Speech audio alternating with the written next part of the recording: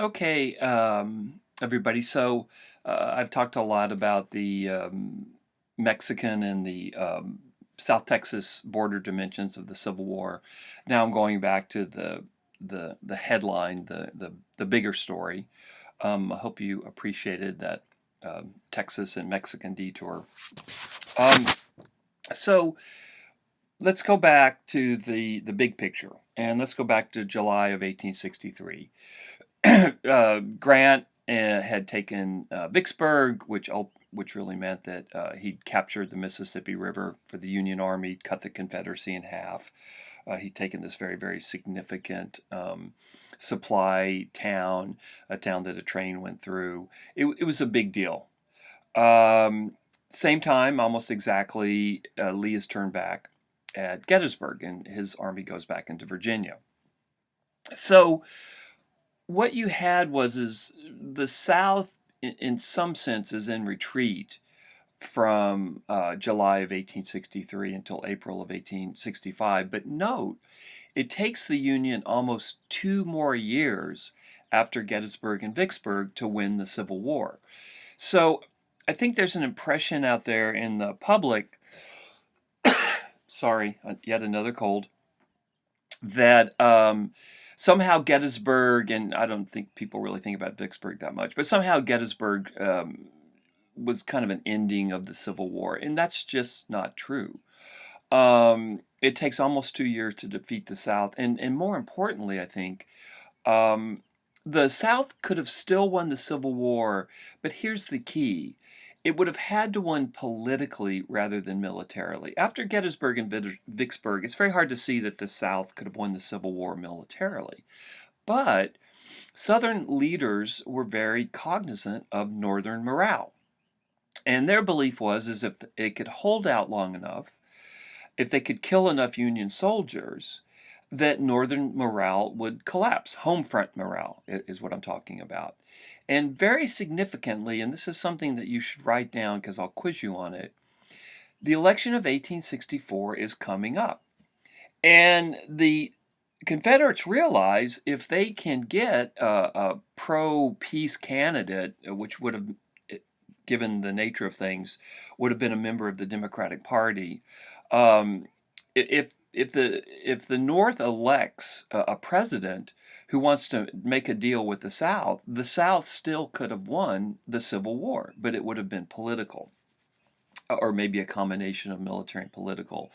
That the Union Army would have taken so many losses that it would have driven home front morale to despair. In 1864, the Northern public would have elected a peace candidate. And I've said this before, but it bears repeating. The person that runs in 64 is our old buddy McClellan, and he does run as kind of a quasi-peace candidate. Anyway, so here's the take-home point.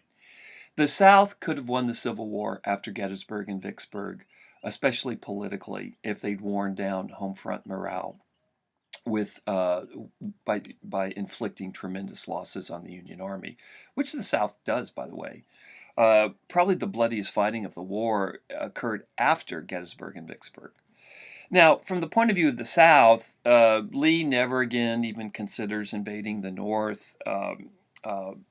Basically, 60,000 Southern troops are off the chessboard. This was much harder for the South to replace these men than it was for Grant to replace his losses, because the North had, something, 3 times the population of the South. And so the war drags on after Vicksburg and Gettysburg, and the outcome was still very much in doubt. And if you want a historical example of a more powerful country being defeated by a weaker country, look at the American Revolution, right? Look at Vietnam. Look at Afghanistan. It happens all the time, especially if you can keep the war going.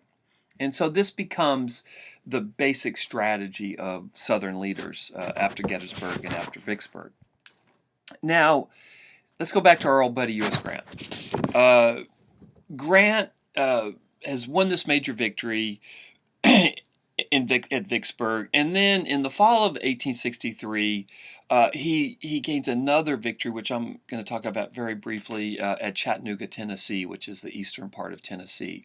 What had happened is a Union army under the command of someone else, our old buddy Burnside, actually, it had been surprised outside of Chattanooga, had been driven back into Chattanooga, and it looked like it was trapped because you had a Confederate army overlooking Chattanooga. Well, Grant comes to the rescue, and more quickly than anybody anticipated, including Grant himself, he throws back this Confederate army that's overlooking Chattanooga. He throws them back into Georgia. He doesn't annihilate the Confederate army, but he does relieve the pressure on the Union army in Chattanooga. The Confederate army ultimately retreats to the east into Georgia. And then at this point, Grant is the guy. Grant's the guy. So what we have in early 1864, Grant is called to Washington. He's called to Washington to become head of all the Union Army, the overall commander of the Union Army. And one of the points that I want you to take from this course is that the Union Army does not have one single brain in terms of command and control, in terms of coordinating all its activities until 1864. And remember, the war starts in the spring of 1861. It takes the Union Army that long to find the commander that comes up with a plan that's going to win the Civil War, which I think is pretty extraordinary. So Grant, he's called to D.C. He's a very modest guy. I'm a big Grant fan, but the evidence seems to bear me out. And he comes up with his son Fred. He goes to eat at the hotel where he'd registered. The clerk hadn't even recognized him, but then quickly sees who it is. People are standing on the table yelling his name.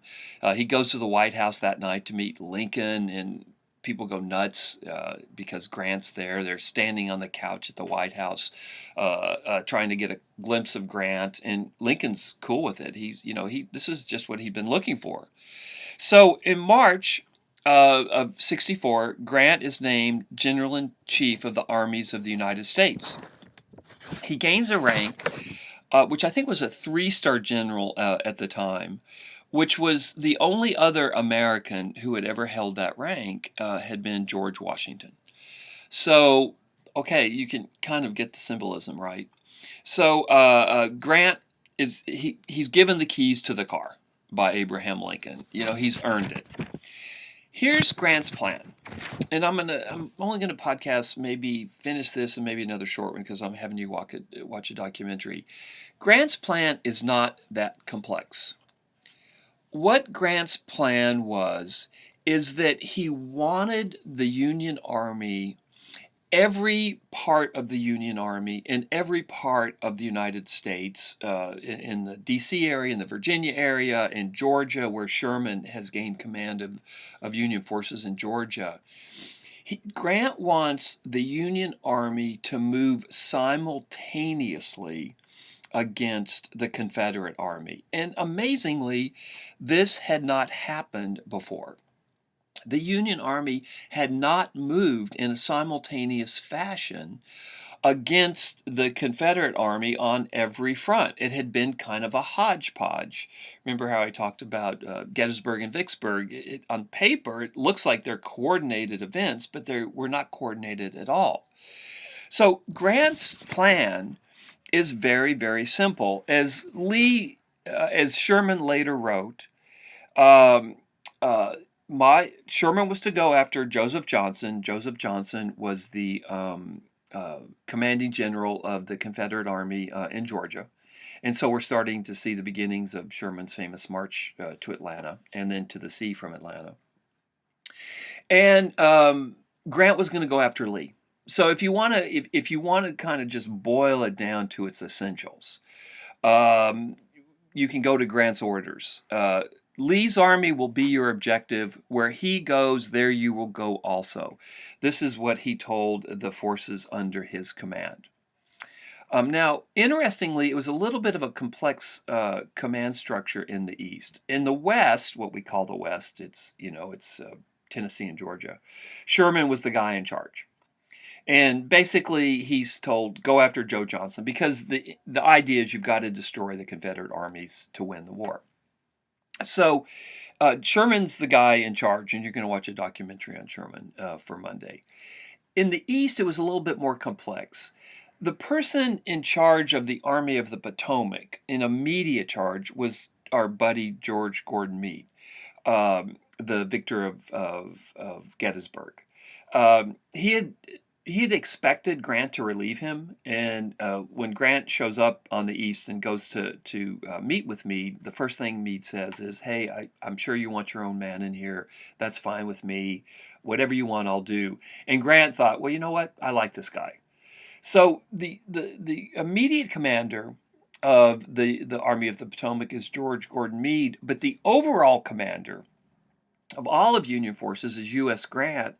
And Grant ends up traveling with the Army of the Potomac.